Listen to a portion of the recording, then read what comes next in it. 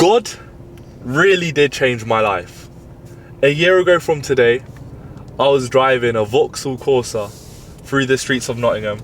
I was studying a degree I hated, and I was settling for a life I never wanted to live. My Nigerian dad had G-checked me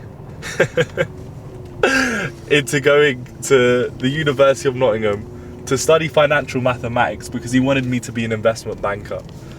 And I wanted a life where I had financial freedom, time freedom, remote freedom. And I knew being an investment banker would not give me that. Yeah, it may give me that when I'm 40. But I wanted time freedom, financial freedom, locational freedom. I wanted that shit in my 20s. And I always knew this. And I was one person, and I think maybe being an only child gave this to me. Anything I wanted, I must have it. I must have it. And knowing that there were people my age, people in their 20s, living this life where they have financial freedom, time freedom, remote freedom, where they've got a C63S in Port of Banús, just driving at 11 a.m. because we can, and I don't need to care about waking up early tomorrow. When I knew that there were people out there in this life experiencing a life like this, why should I settle? Why should I buy into, the limiting beliefs of people I don't want to be, right? And I always knew I was deserving of more, that I should have more, that I was meant for more. And I always thought that there's more to life than just a uni degree, settling. And I also didn't want to get too deep. I knew that if I stayed that one extra year in uni, maybe I'd start contemplating getting that degree, getting that internship. I knew then as soon as you get the degree, you get the internship, then you start the job. Then as soon as you start the job and you start getting the salary, you start getting comfortable. You start developing bills, expenses. And then you're trapped all of a sudden, and it's all too late. The reason I say it's too late is by the time you've worked in your 9 to 5 and you're always focusing on the day's ending, your life literally ends as that point, because you get to 30 and you're just like, where did all the years go? Where did all my life go? And I was like, fuck that shit. And I started to think to myself, who are actually the people that are telling me to stay in uni? Because my dad didn't really want me to, he was medium. Yes, he G-checked me, but I could tell he could see that my head wasn't in it. My mum was, she wanted me to be in uni by fire or by force. My friends telling me to be in uni, my parents' friends telling me to be in uni. Everyone, most guys were telling me to be in uni, except a couple people, but the majority. And I thought to myself, who are the people actually telling me to be in uni? Are they in the financial position that I want to be in? Yes, they may be older than me, but are they in the financial position I want to be in? No, they weren't. They weren't at all. They weren't even close. And I was like, why should I listen to people that aren't in the financial position I want to be in? It doesn't make any sense. Why should I allow them to create and shape my mindset, my belief system, understanding that beliefs are what drive actions and actions reality? People that are raised up in a poor, broke household are always usually going to be poor and broke, because it's their parents' limiting beliefs that have now shaped their brain, shaped their actions, and now shaped their reality. And I was like, okay, if I listen to all these people that aren't in the financial position I want to be in, am I going to be in the financial position I want to be in? No, because how can I take the same actions as them and expect a different result? I can't. It's absurd, right? It's like going to the gym and listening to the fat people. How can you take the same actions as fat people that have been consistently fat and expect yourself to be shredded and have abs? Does not make any sense. So what did I do? I put my back against the wall and I made sure that the Uni of Notts kicked me out. I didn't go to any lectures, I didn't attend any exams, and by the time I knew it, I was kicked out. But whilst I was doing that, what did I do? I invested into myself February of first year in 2025, 2K into appointment setting mentorship, because I also understood that I could make it online. And the reason I thought I could make it online was I know so many people have so much skepticism. Can you really make money online?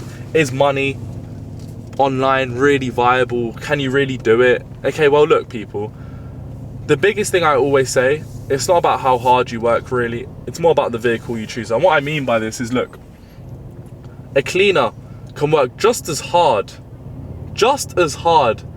as an investment banker making 50k a month. But at the end of the day, why does the investment banker make more than the cleaner? because of the vehicle that they've chosen. It's not really about the work that they do. It's about the vehicle that they have chosen. And they make so much more money, the investment banker, because of the perceived value they have within this market. So what did I do? I chose a vehicle that would allow me to have enough perceived value so that I could charge enough of a price so that my value would be great enough and the money that attracted to me would also be great enough for me to sustain and live the life I wanted. This life was this: Marbella, C63, Porto Banús, living here, spending money, not even focusing or caring, and not even having to look at my bank account.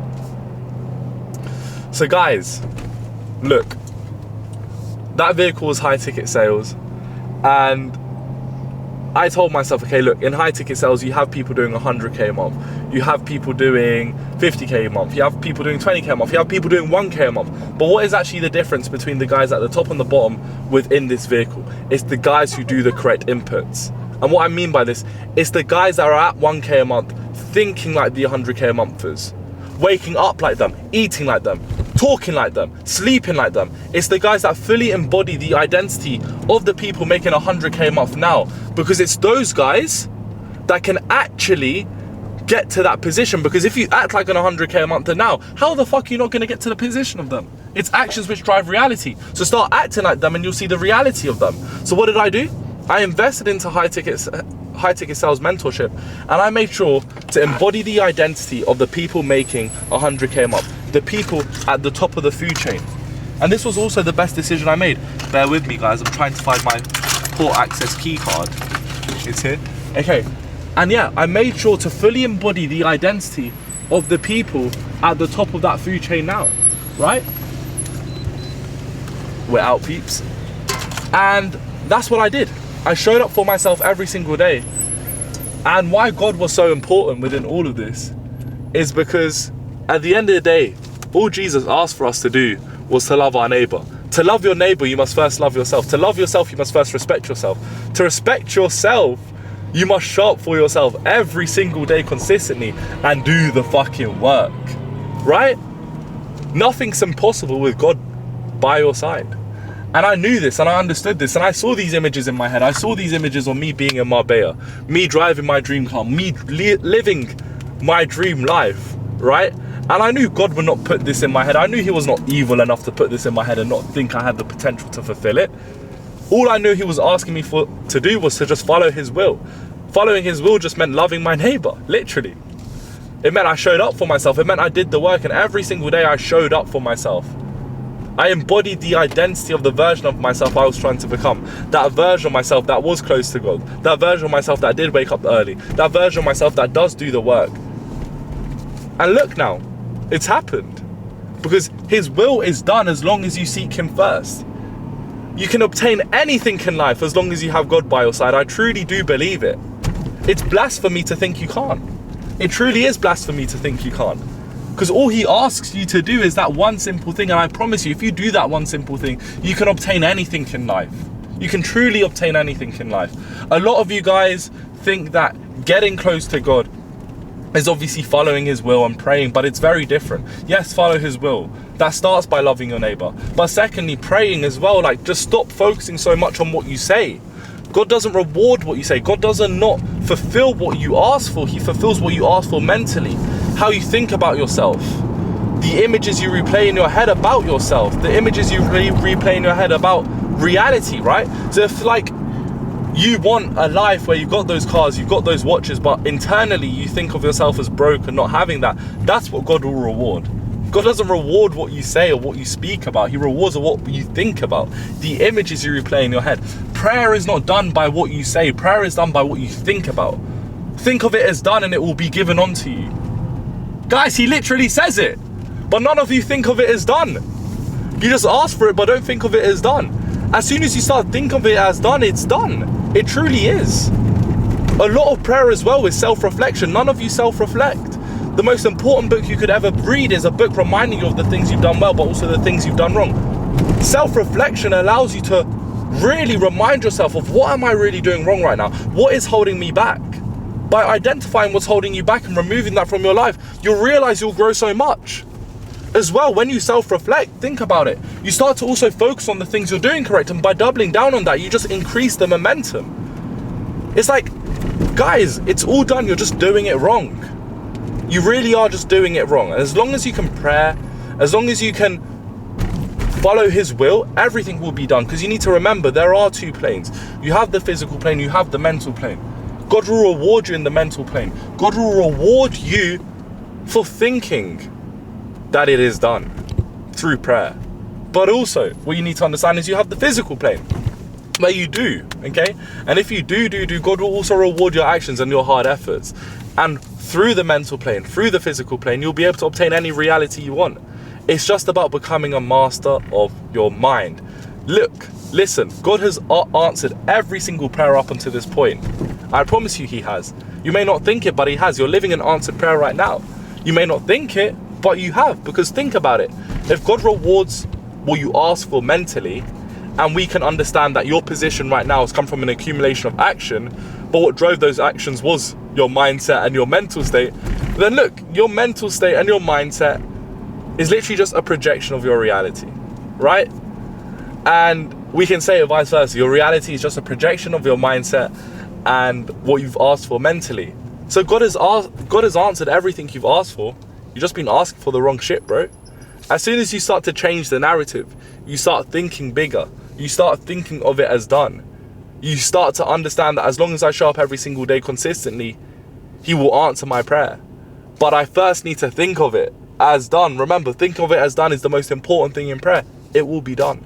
And you'll realize that you will create your own reality alongside God. So guys, start praying properly and start truly believing in God, truly following his will. And I'm telling you, that life will happen, guys. And I'm telling you, like, this is some raw video, no cuts. It happened for me. I didn't really think, to be deadly honest, when I first started, I didn't really know. But as soon as I've seen all of this shit, I truly believe in everything that I'm saying right now with true and utter conviction. So guys, if you want to change your life, start praying properly, start believing in God, and start doing more, and it's done.